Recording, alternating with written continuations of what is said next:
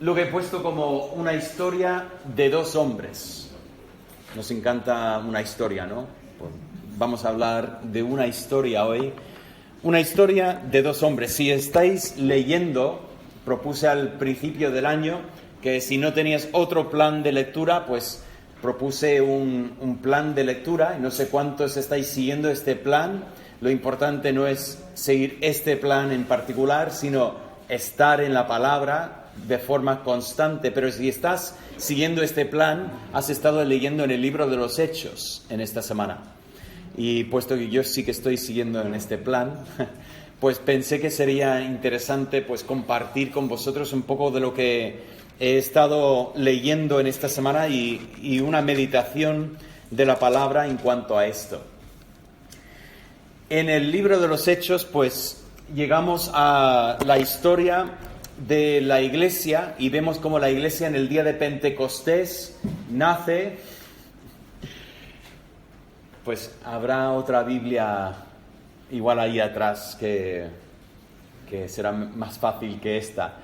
En el día de Pentecostés el Espíritu Santo baja y vemos que la iglesia de golpe crece. 3.000 personas se bautizan este día. Y a partir de ahí empezamos a ver cómo ese crecimiento sigue adelante y vemos cómo esa iglesia empieza incluso a coger la atención de los líderes religiosos que empiezan a tener miedo. Tienen miedo de esta doctrina de estas personas, hasta que realmente empieza la persecución de la iglesia y al final esta iglesia está esparcida por el mundo, todo dentro del plan de Dios, porque después de todo el plan de Dios no era salvar a Jerusalén. El plan de Dios era que el Evangelio llegara hasta los fines del mundo. Pero en esta expansión, esa persecución de la iglesia, ya encontramos al personaje de Saulo. Lo habíamos visto por primera vez unos capítulos antes, cuando cogen y matan a Esteban. Me llamó la atención que en la Biblia que estoy leyendo ponen los títulos y pone el asesinato de Esteban. Y esto me chocó porque yo creo que siempre lo he visto desde el punto de vista de Esteban como el mártir, pero me llamó la atención el asesinato y lo empecé a pensar y digo, pues es verdad. Si cogieron testigos falsos para mentir sobre él, para llevarle a apedrearle, ¿eso qué nombre tiene? Eso es un asesinato. Y digo, nunca lo había parado a pensar así, pero fijaos que si tú sabías lo que estaba pasando ahí, si tú sabías que había testigos falsos, ¿cómo te pillaría esto en la conciencia, no? Saber que realmente él no dijo esto, pero habéis pagado a personas para mentir de él. Y cuando nos dice que Saulo consentía de su muerte, yo no puedo decir así de forma segura, pero parece bastante probable que Saulo estaba dentro de este complot para acabar con Esteban, pensando que de alguna forma así puede frenar el camino. A mí me encanta este nombre. Llamaban a los cristianos los del camino. Era para desprecio para ellos, pero digo, a veces el nombre para despreciar es que da en el clavo. Los del camino, ¿de qué camino? Del camino que es la verdad y la vida, el camino que nadie llega al Padre si no es por Él.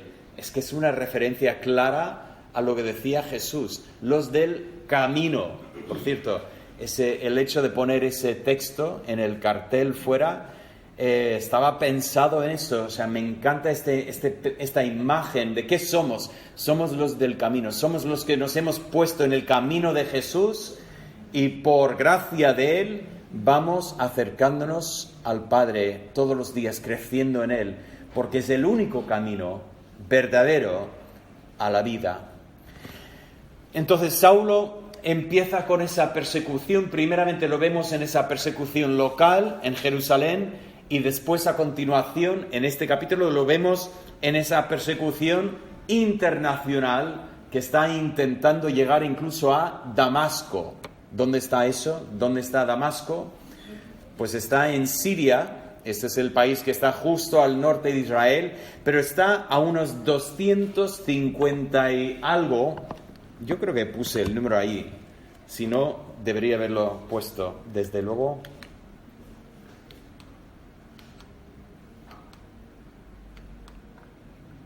Bien, ahí tengo los puntos que he estado comentando. Pues no lo puse. Pero tendría que haberlo puesto. Unos 253 kilómetros, que creo que era el número más o menos, de Jerusalén. Ahora, recordad que no coge una furgoneta, lo llena de combustible y vámonos para allá.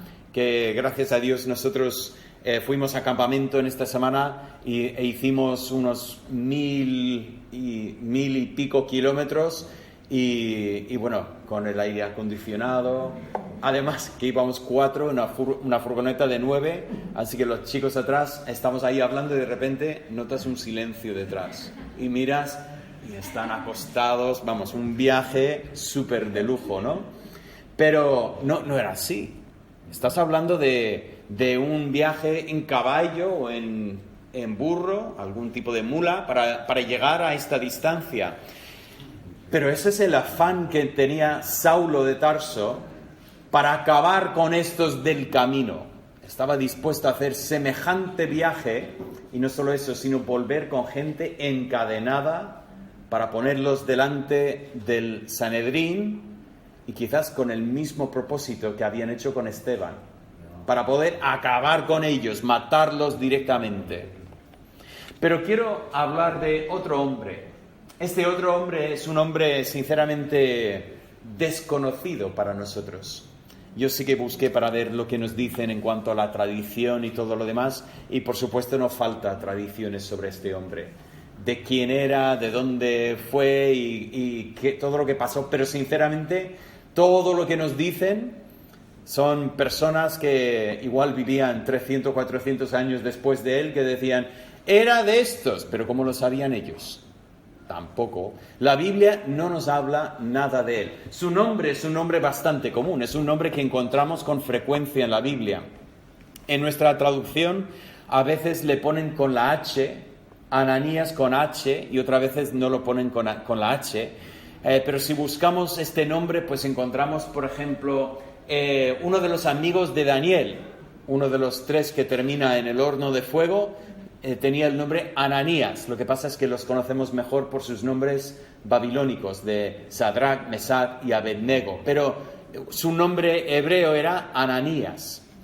Encontramos que Nehemías tenía un amigo y básicamente era el mismo nombre, aunque en nuestra Biblia el nombre aparece con una H y se ve un poco diferente, pero era el mismo nombre. Cuando llegamos al Nuevo Testamento, bueno, encontramos su nombre también en algunas listas de genealogías que vemos en la Biblia, que muchas veces decimos, bien, otro nombre más, que no lo conocemos. En el Nuevo Testamento encontramos a otro Ananías, pero no lo vamos a confundir para nada. ¿Recordáis este otro Ananías?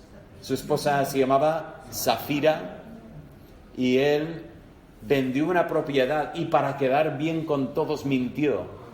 Dijo, hemos vendido la propiedad en esto y hemos traído el precio entero, pero él había guardado una parte para él. No era un pecado guardar una parte y ofrendar otra parte al Señor. Dios quiere el dador alegre, pero Dios jamás pidió que diéramos el 100% de lo que ganamos.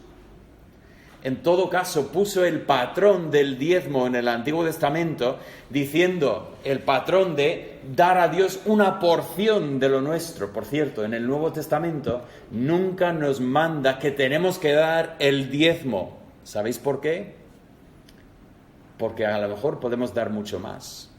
A lo mejor limitarnos al 10% sería un error para nosotros. Pero desde luego, yo creo que el espíritu de empezar a hacer números y decir, bueno, he llegado al 10 y freno y no doy más porque no quiero pasar al 11%. que sería un error muy grande, ese espíritu no es el espíritu de la ofrenda. La ofrenda, sinceramente, entrega libremente de lo que Dios nos da. Pero Ananías mintió. Pedro dijo, has mentido al Espíritu Santo. Ha intentado engañar, pero al final no estaba... Bueno, a lo mejor engañaba a la iglesia, pero realmente no podía engañar a Dios, y Dios lo mató. Por eso sabemos que este Ananías no es el mismo Ananías que habíamos encontrado en el capítulo 5. Nos dice, bueno, yo le he puesto Ananías de Damasco, para así de alguna forma identificarlo, pero sabemos que era un judío. Nos dice, ¿no puse nada? ¡Qué fallo! Estoy mal. Era un judío, conforme leemos aquí en Hechos 9, encontramos que tenía una buena reputación. Bueno, creo que es en el capítulo 22, nos comenta que tenía buena reputación entre los judíos, y por lo tanto entendemos que era judío. Su nombre es judío, desde luego. Y era un hombre que le describe el texto como discípulo. ¿Ya habéis notado en nuestra lectura juntos? Versículo 1 dice, Saulo respirando aún amenazas y muerte contra los discípulos del Señor, vino al sumo sacerdote. Ananías era un discípulo del Señor, pero ya no vivía en Jerusalén. ¿Por qué? Pues como nos dice Hechos, cuando despierta la persecución, los judíos que están en Jerusalén, muchos de ellos cristianos, se esparcen por el mundo.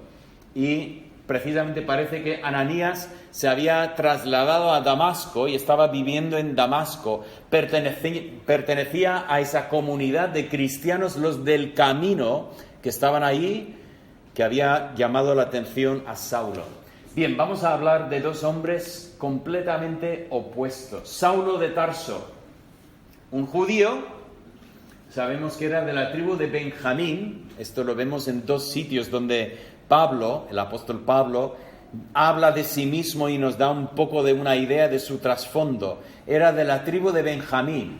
Por cierto, la tribu de Benjamín podría haber sido, digamos, un honor muy grande, porque después de todo Benjamín era el hijo favorito de Jacob. Pero al final no salió la cosa así, ¿no? Al final Benjamín, como tribu, era la primera tribu de desastre total. Si recordáis la historia de Jueces, que es una historia muy desagradable, pero una historia que nos muestra hasta qué punto habían caído los de Benjamín, que al final, si vuelves atrás a Génesis, verás que la historia de Jueces sobre Benjamín es un calco de la historia de Sodoma y Gomorra. Que el pueblo, una tribu en el pueblo de Dios había llegado a estar tan mal como Sodoma, la ciudad que Dios destruyó con fuego, de tal forma que al final van a la guerra las otras tribus contra Benjamín y terminan casi matando a todos los hombres en la tribu.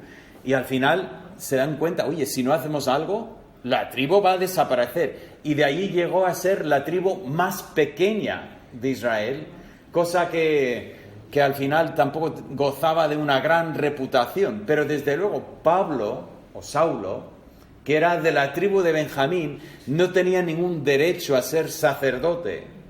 Y sin embargo llegó a ser fariseo. He puesto aquí un fariseo educado en Jerusalén bajo Gamaliel. Un fariseo no era de la tribu de Leví, no era un sacerdote, pero aún así era el religioso más importante en los tiempos de Jesús. Y según lo que nos dicen las fuentes históricas, estudiaban y memorizaban hasta el punto en que dicen que eran capaces de rezar la ley entera. O sea, la tenían memorizado de tal forma que podían empezar y capítulos y capítulos y capítulos de la palabra de Dios, recitarlos. Nos dice Pablo, hablando de sí mismo, dice, yo pertenecía a la secta más estricta de nuestra religión. Cuidado, cuando escuchamos secta, pensamos en un grupo que intenta separar a la gente de su familia, que coge a los niños y los lava el cerebro.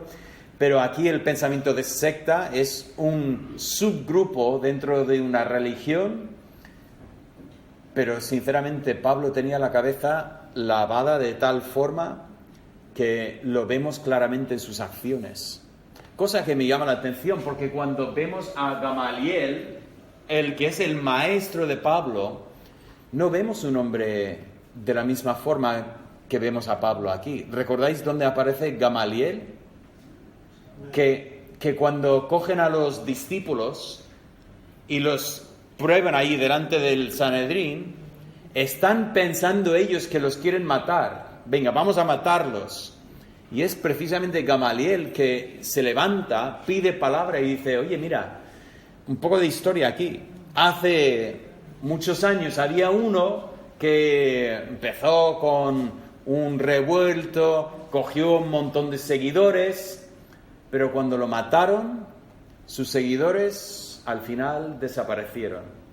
Y otro ejemplo más. Dice, oye, hemos matado ya al que es la cabeza de este grupo, hemos matado a Jesús. Oye, déjalo en paz. Si no es de Dios, esto, igual que todo lo demás, desaparecerá. ¿Y si fuera de Dios? O sea, plantea algo que creo que Pablo era incapaz de plantear. Y si fuera de Dios, cuidado, no queremos estar luchando contra Dios. Fíjate, este es el maestro de Pablo, pero Pablo había ido mucho más allá de su maestro en su celo por proteger su religión y su sistema en contra de esta amenaza de los del camino. Pablo también era ciudadano romano, y eso es algo que Pablo menciona en varias ocasiones, que cuando están a punto de darle una paliza, dice, por cierto, solo para que sepas, me vas a estar pegando, pero estarás pegando a un ciudadano romano, y en varias ocasiones se ahorró los golpes. En otras ocasiones, pues recibió golpes igual. Frente a él tenemos a Ananías de Damasco. Bueno, ahí es donde yo había puesto información sobre él. Era un judío, como había comentado, lo vemos en el 22:12. Se había convertido a Cristo, no sabemos cómo, igual en el día de Pentecostés, igual antes, igual pertenece al grupo que estaba en el aposento alto, esperando la venida del Espíritu Santo. Igual conocía a Cristo, igual había estado entre los 70 que Cristo mandó para compartir la palabra. No lo sabemos. Suponemos que era un líder en la iglesia de Damasco, suponemos, pero tampoco tenemos una indicación clara. Lo que sí que notamos es que le llama simplemente un discípulo. Pero sinceramente, al final, esa distinción, es pastor, no, es solo un miembro de la iglesia, esa distinción desaparece en la Biblia, y como decía Cristo, todos somos hermanos. Así que posiblemente era un líder, posiblemente era un pastor, pero la verdad es que era un objetivo de Saulo. Saulo iba para buscar a los discípulos, y sinceramente Ananías, si no formaba parte de la lista en cuanto a su nombre, desde luego Pablo o Saulo tenía intención de conocer precisamente a una persona así para poder encadenarle y llevarle estos 250 kilómetros otra vez para Jerusalén para acabar con él. Dos hombres completamente opuestos, dos hombres que imagino que Saulo sí que quería ver a Ananías, pero Ananías nunca quería ver a Saulo. Y sin embargo, dos hombres recibieron un mensaje de Cristo. Dos hombres completamente opuestos, pero Dios habló tanto a uno como al otro. Quiero hacer un inciso en este mensaje y comentar. Dios habló a estos dos hombres con una voz audible por lo menos para ellos. Notamos que en el caso de Saulo, los que viajaban con él escuchaban el ruido, pero no entendían la voz. O sea, no tenían ni idea de lo que había dicho Dios, pero Saulo sí. había escuchado lo que Dios le decía.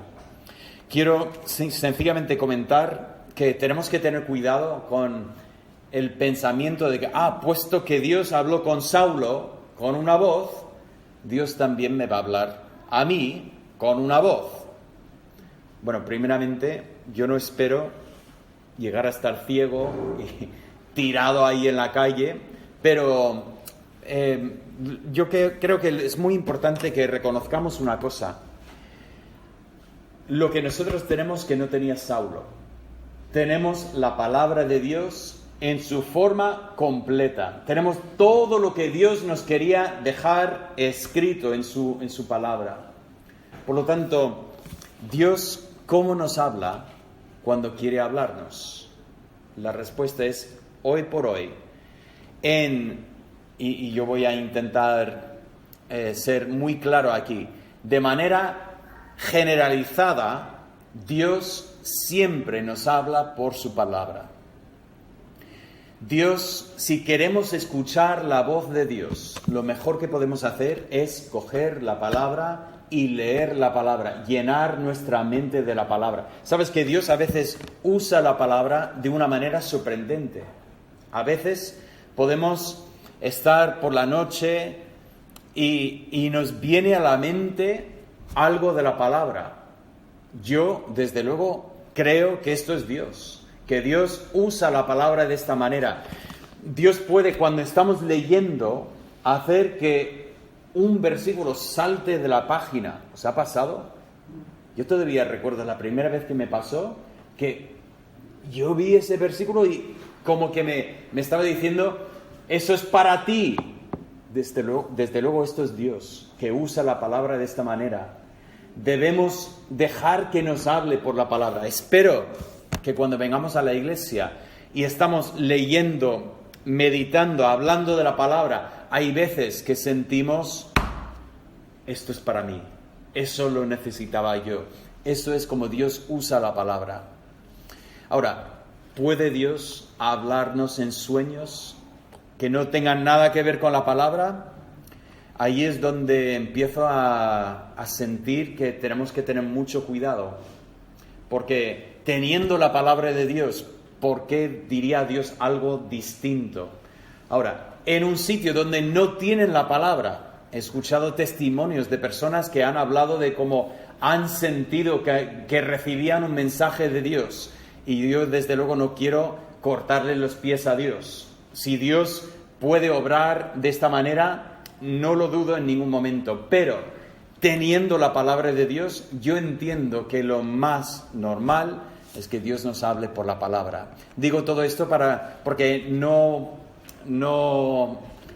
faltan personas que hablan de que Dios me habló, escuché la voz de Dios, tuve una visión por la noche.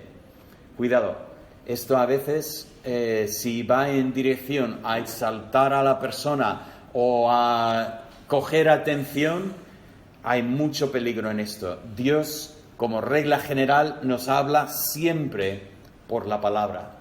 Pero Dios habló con Saulo, a ver cuántas veces voy a decir Saúl hoy. Dios le habló en el camino y Dios le arresta con estas palabras. Y cayendo en tierra, oyó una voz que le decía: Saulo, Saulo, ¿por qué me persigues? Me llama la atención como Dios empieza con una pregunta. Por cierto, he hecho esto para que sea un poco más fácil ver esto. En amarillo tenemos las palabras de Dios y en verde las palabras, la contestación de Saulo. Dios empieza con una pregunta: Saulo, Saulo, ¿por qué me estás persiguiendo? Y Saulo, yo creo que con la voz temblando dice: ¿quién eres, Señor? Explícame un poco más, porque Saulo hasta este momento pensaba que estaba haciendo un gran favor a Dios.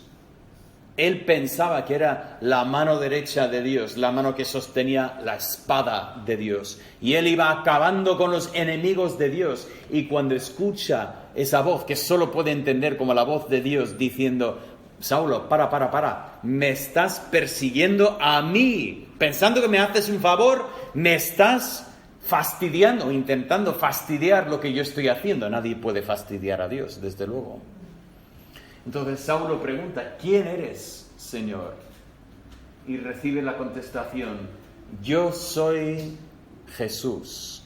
Por cierto, cuando vemos los apóstoles, para ser apóstol tenían que ser testigo de la resurrección de Cristo.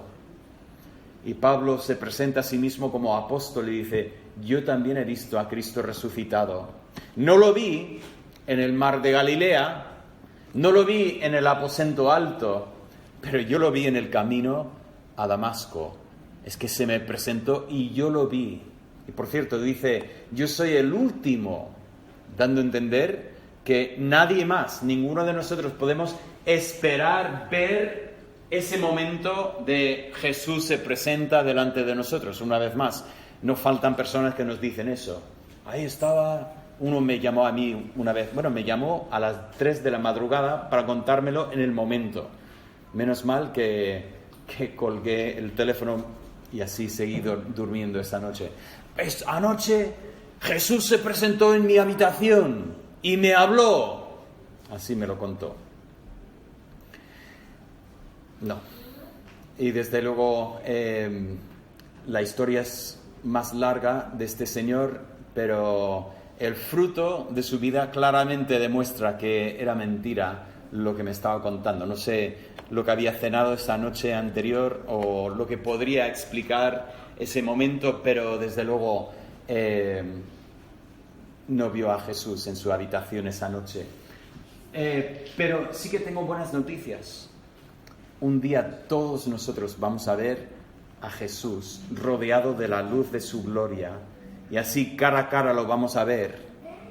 Qué bonito será aquel momento en que seremos transformados en la misma imagen. De la misma forma que tener ese encuentro con Jesús cambió la vida de Saulo, nosotros cuando veamos a nuestro Señor cara a cara, nuestras vidas serán completamente transformadas y viviremos para siempre en su presencia, así como Él quería tener comunión con nosotros desde el principio. Pero Jesús se presentó a Saulo y le preguntó, yo soy Jesús, a quien tú persigues. Tú estás persiguiendo el camino y yo soy el camino y la verdad y la vida. Y luego le da esta frase, dura cosa te es dar coces contra el aguijón. Si hemos visto ese implemento que usan para animar al buey a seguir andando, igual no. Igual hemos visto lo que llevan los vaqueros en las botas, ¿no? Para animar al caballo, ¿no? Llevan una cosa en la bota que es puntiagudo. Yo recuerdo que cuando mis abuelos tenían caballos, entonces cuando visitamos a mis abuelos nos permitían subir y montar a caballo. Y me acuerdo que me pusieron por primera vez, se llama espuelas, ¿no?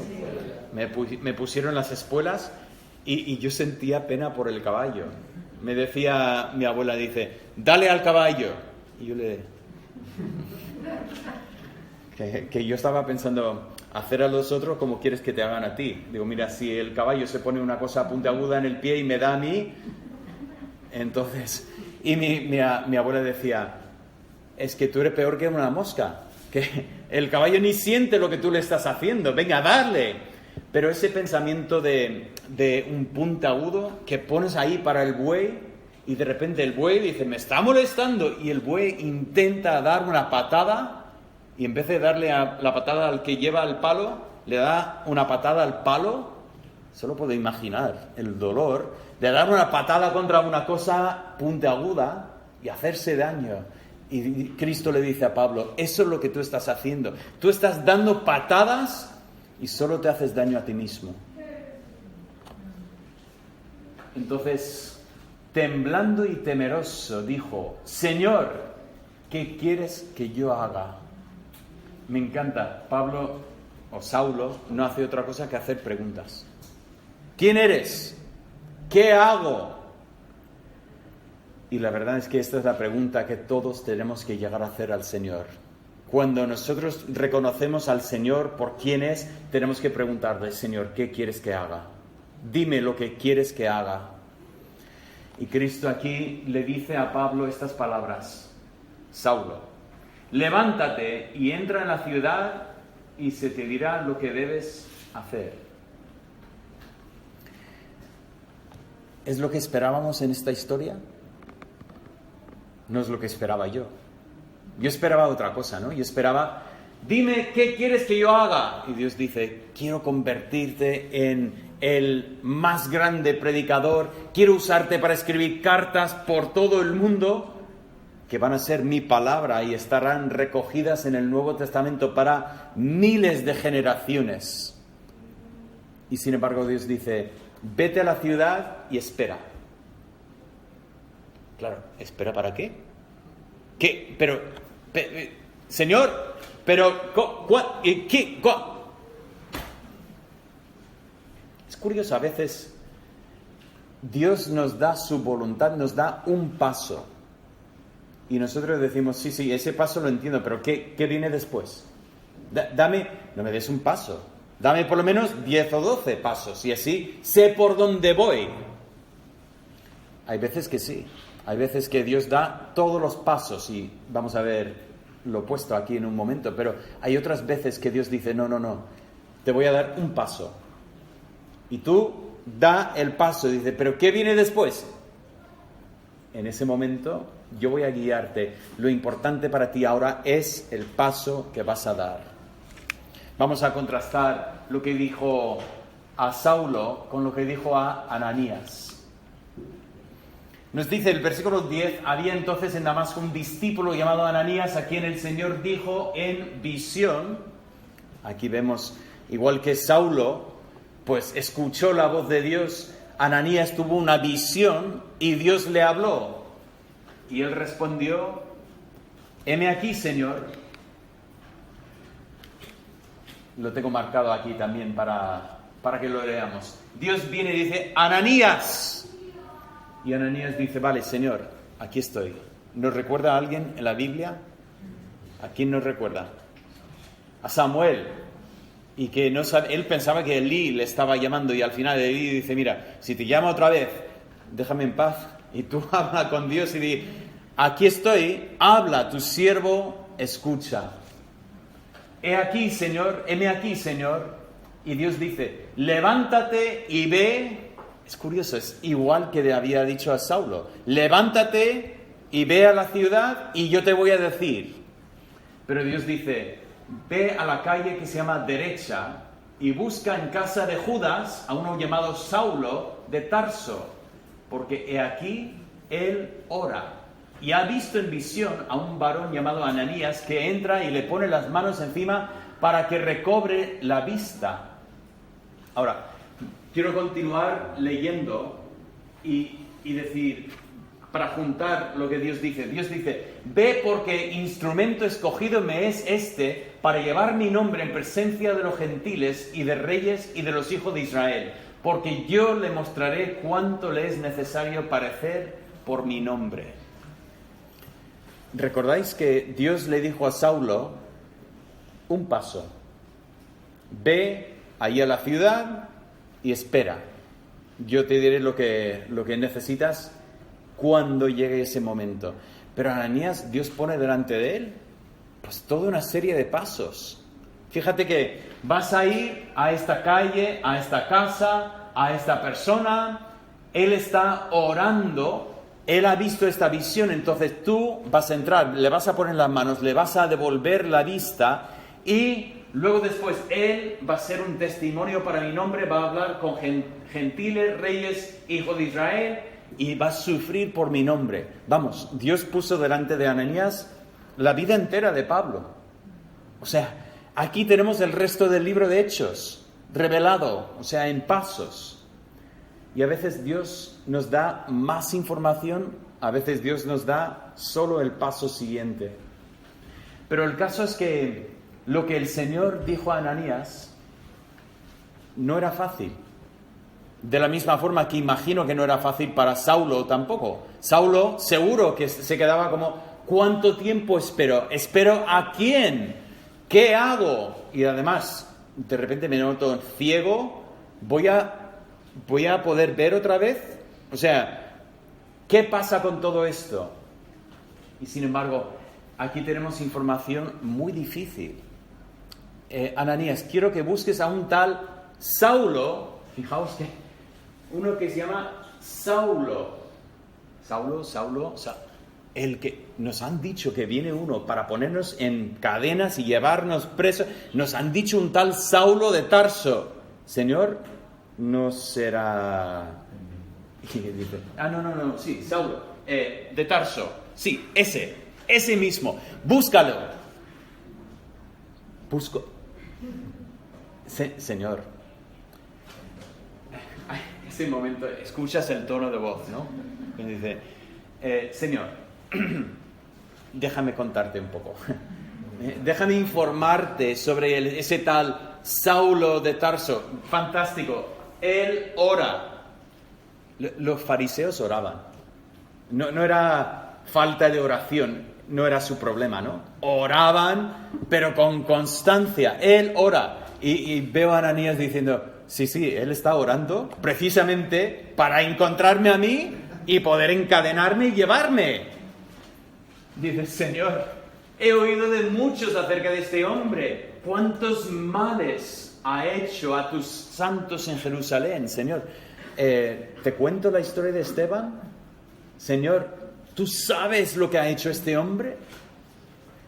Y aún aquí tiene autoridad de los principales sacerdotes para prender a todos los que invocan tu nombre. O sea, él viene aquí con permiso para hacer lo que le da la gana, Señor. ¿Y tú quieres que lo busque? Y el Señor le pronuncia estas palabras. ¿Y qué ocurre?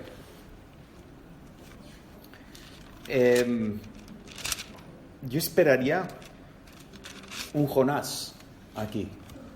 Recordamos a Jonás, ¿no? Incluso estas palabras, levántate y ve a Nínive. Esa es la frase de Jonás. Y yo veo a Ananías aquí que, hombre, si en algún momento alguien estaba justificado por hacer un Jonás, sería Ananías. Señor, ¿tú quieres que vaya? No, me voy en la otra dirección. Ahí que está ciego, bien, así puede orar mejor, no se distrae abriendo los ojos. Y sin embargo, cuando miramos en el texto, a continuación, versículo 17, fue entonces Ananías y entró en la casa y poniendo sobre él las manos dijo, hermano Saulo. Creo que no hay palabras más bonitas en toda la Biblia. Hermano Saulo. Todavía tiene este nombre, Saulo, el que perseguía, Saulo de Tarso. Y Ananías dice, hermano Saulo. ¿Sabéis cómo se llama esto? Eso se llama la fe. Eso se llama la fe. Que él obedece, pero no obedece como, venga, vale, pues voy a ir y me va a matar, pero bueno, culpa de Dios, ¿no? Si me manda, pues me matará y ya está. Llega allí y dice, hermano Saulo. ¿Por qué dice esto? Dice, porque Dios me ha dicho que es un instrumento escogido y si Dios lo dice, es mi hermano, voy a obedecer por fe y decir, Dios, tú estás obrando. Yo no entiendo cómo estás obrando, pero tú estás obrando. Dos hombres que obedecen a Dios. Saulo entra, se levantó de la tierra abriendo los ojos, no veía a nadie, así que llevándole por la mano le metieron en Damasco, donde estuvo 3 días sin ver y no comió ni bebió. Por cierto, en este tiempo entiendo que Dios le dio esa siguiente visión en que vio a uno que se llamaba Ananías. Por cierto, es otro momento que cuando Dios dice, él ha visto una visión, un hombre se llama Ananías. Señor, ¿le has dado mi nombre? Por favor, que le podría haber dicho, un hombre entrará, te pondrá las manos encima. No. Se llama Ananías. Bueno, ¿y ahora si no voy? Si va otro y dice, ¿dónde está Ananías? No, él escaqueaba, él no quería venir. Pero Saulo obedece a Dios y ¿qué pasa? Dios le da el siguiente paso. Vete a la ciudad y espera. ¿Vale? Está orando, ayunando, y Dios le da el siguiente paso. Viene un hombre, se llama Ananías, va a poner la mano encima y vas a recibir la vista. Y de ahí el resto de su vida fue paso por paso por paso. Había momentos en que él tenía más visión hacia dónde iba, momentos que decía, me voy para Roma. Y todos decían, Roma no. Y Pablo decía, sí, Dios quiere que vaya a Roma. No sé lo que me va a pasar, pero Dios quiere que vaya para Roma. Y había otros momentos en que era otra vez paso por paso por paso. Había un momento que en el segundo viaje misionero dicen, venga, Pablo, ¿hacia dónde vamos? Dice, Asia. Intentan y Dios cierra la puerta. No sabemos cómo, pero de alguna forma Dios cierra la puerta y dice, pues Asia no será. Pues vamos a intentar. Y por la noche Pablo por fin tiene una visión de un hombre de Macedonia. Y así el Evangelio entró en Europa por primera vez. Dios iba guiando a Pablo paso por paso el resto de su vida. Y vemos también a Ananías obedeciendo a Dios. Y así entra, hermano Saulo, el Señor Jesús, que se te apareció en el camino por donde venías, me ha enviado para que recibas la vista y seas lleno del Espíritu Santo. Y así tenemos una historia de dos hombres que recibieron un momento en que Dios comunicó su voluntad y los dos obedecieron a Dios. Quiero terminar hoy con unas observaciones sobre esta historia. Primeramente, la obediencia muchas veces no es fácil. Ahora, hay momentos que la obediencia es fácil. Cuando Dios me dijo que me casara con Maribel, era fácil. Porque yo quería casarme con Maribel. Hay veces que Dios nos manda a hacer cosas que nos encanta. Y decimos, gracias Dios por mandarme esto. Pero hay otras muchas veces que la obediencia no es fácil. Cuando Dios le dijo a Maribel que se casara conmigo, no era fácil. No. Pero hay momentos que Dios revela su voluntad. No porque viene por la noche y dice, David. No. Dios me habla de su verdad en la palabra y veo cosas aquí que no son fáciles. Y cosas que digo, paso palabra, a lo mejor tengo otra cosa, ¿no? Que Dios quiere que vivamos una vida santa. Dios quiere que seamos un testimonio para Él en esta vida. Y no es fácil. La gente nos puede odiar.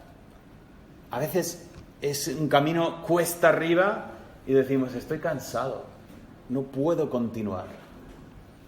El prometido de Andrea compartió con nosotros los vídeos de su carrera, esa carrera de 330 kilómetros que ha hecho. Y es que me dio dolor ver el vídeo de algunos momentos de esa carrera. En otro momento parecía que estaba de paseo en las montañas, parecía muy chulo,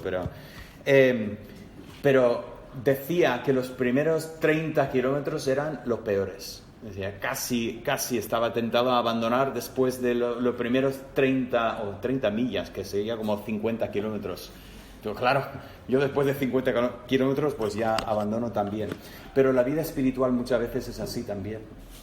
Hay momentos que es cuesta arriba y se nos queman las piernas y decimos, no puedo continuar, no puedo obedecer, no puedo dar ni un paso más. Y Dios viene y dice, claro que no puedes, porque tú estás intentando hacerlo en tu fuerza, pero confía en mí, yo te puedo dar la fuerza para dar cada paso que yo te voy indicando en esta vida. Dios jamás nos va a mandar dar un paso sin darnos el poder para poder hacer este paso junto con Él. En segundo lugar, en esta historia, noto que la obediencia espiritual requiere fe. Es que dar el paso implica confiar en el Señor. Tenemos que aprender a confiar en el Señor. La vida espiritual empieza por la fe. Empieza cuando nosotros nos reconocemos pecadores y nos damos cuenta de que Cristo hizo algo para salvarme y pongo mi fe en Él y doy el paso. Pero la vida espiritual continúa de la misma forma, en que sigo diciendo, Señor, lo que tú quieres que haga, no entiendo. Igual Dios nos ha dado un solo paso para dar y decimos, Señor, no entiendo hacia dónde voy, no sé el siguiente paso, no tiene sentido.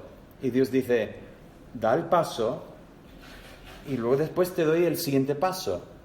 Y confía en mí. Hay otros momentos en que Dios empieza a poner delante de nosotros los pasos y nos muestra hacia dónde nos lleva y da miedo también, porque decimos, Señor, ¿yo allí? Es demasiado para mí, yo no puedo. Pero una vez más tenemos que aprender a confiar en Dios y decir, Señor, mi vida no es mía, es tuya. Y si tú quieres hacer conmigo esto, heme aquí, Señor. Voy a obedecer. Y en tercer lugar, la obediencia trae bendición. No obedecemos para poder conseguir de Dios. Eso no es el pensamiento aquí, que quiero recibir bendiciones, por lo tanto obedezco. Pero cuando obedezco a Dios, siempre trae bendiciones. Pienso en Ananías. Jamás volvemos a ver a Ananías en la Biblia. No sabemos si se quedó en Damasco. La tradición dice que se fue para Armenia. Por cierto, hay una tumba de Ananías de Damasco en Armenia. No sabemos, no tenemos ni idea. Pero no sabemos lo que pasó con este hombre. Desaparece en la historia sagrada como si no hubiera hecho nada. Pero nosotros lo vemos hoy en día y decimos, qué bonito, el primer hombre que llegó a Saulo de Tarso, al que va a llegar a ser el apóstol Pablo, y le dirigió estas palabras, hermano Saulo. Qué bendición para Ananías ver ese fruto, no de su vida, sino de tener un papel dentro del gran teatro de Dios. Y qué bonito para Pablo poder dar este paso de obediencia a Dios y ver cómo Dios tomó su vida y la usó para su gloria. Y cada uno de nosotros también tenemos ese mismo privilegio de decir, voy a obedecer a Dios y ¿sabes qué? Voy a gozarme de la bendición que Dios tiene para mí al andar en sus caminos. Una historia de dos hombres que sinceramente espero que sea nuestra historia para cada uno de nosotros, escuchando lo que Dios nos dice y obedeciendo por fe para que Dios sea glorificado. Padre, te doy gracias por este pasaje, esta historia de estos dos hombres. Y pido, Señor, que nos ayudes. Queremos dar estos pasos y queremos que tú seas glorificado en nuestras vidas. Pido, Señor, que nos ayudes a dar los pasos difíciles, confiando en ti. Y, Señor, que tú seas glorificado en nuestras vidas. Lo pedimos en el nombre de Cristo Jesús. Amén.